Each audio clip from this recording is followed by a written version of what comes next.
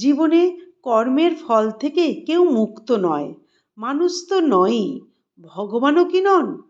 আজ আমি আপনাদের এমন কাহিনী বলবো, যে কাহিনী শুনলে হৃদয় কেঁপে উঠবে আর মনে প্রশ্ন জাগবে। আমরা যা করি তার ফল কি সত্যি এড়ানো যায়? ভগবান শ্রীকৃষ্ণ, যার হাতে ছিল অসীম শক্তি, যার ইচ্ছাতেই সৃষ্টি ও লয়, তার মা বাবা কেন 14 বছর কারাগারে বন্দী ছিলেন? মথুরার কারাগারে বন্দী ছিলেন শ্রীকৃষ্ণের বাবা বসুদেব ও মাতা দেবকী। কংসের অত্যাচারে একটি একটি করে সন্তান হারিয়েছেন দেবকী, আর শেষ সন্তান স্বয়ং ভগবান শ্রীকৃষ্ণ।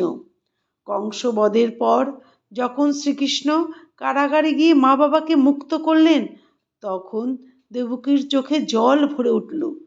তিনি প্রশ্ন করলেন, কৃষ্ণ, তুমি তো ভগবান, তোমার কাছে তো অসীম শক্তি, তবে কেন আমাদের 14 বছর কারাগারে বন্দি থাকতে হলো? কেন এত দেরি করলে কংসকে বধ করতে?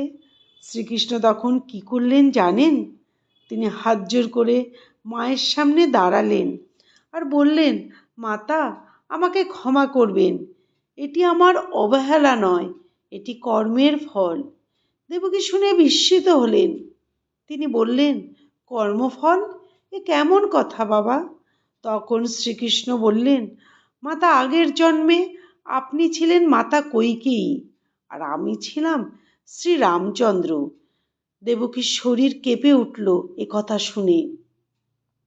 শ্রীকৃষ্ণ বললেন, আপনি তখন আমাকে 14 বছরের জন্য বনবাসে পাঠিয়েছিলেন, তাই এই জন্মে আপনাকেও 14 বছর সন্তান সুখ থেকে বঞ্চিত থাকতে হয়েছে। দেবকী তখন কৌতূহলবশত প্রশ্ন করলেন, তাহলে কৌশল্যা মা কে ছিলেন? শ্রীকৃষ্ণ মৃদু হেসে বললেন, এই জন্মে কৌশল্যা হলেন মা যশোদা। আগের জন্মে 14 বছর আমি মায়ের ভালোবাসা থেকে বঞ্চিত ছিলাম, তাই এই জন্মে 14 বছর ধরে মা যশোদার অফুরন্ত আদর ও ভালোবাসা পেয়েছি। কর্মফল সমান হিসেব রাখে, না কম না বেশি। এই কাহিনী আমাদের শেখায়, কর্ম কখনো নষ্ট হয় না। সময় বদলায়, জন্ম বদলায়, কিন্তু ফল ভোগ করতেই হয়। সে মানুষই হোক আর ভগবানই হোক, আর ভগবানের মাই হোক, কর্মফলের ঊর্ধ্বে কেউ নয়।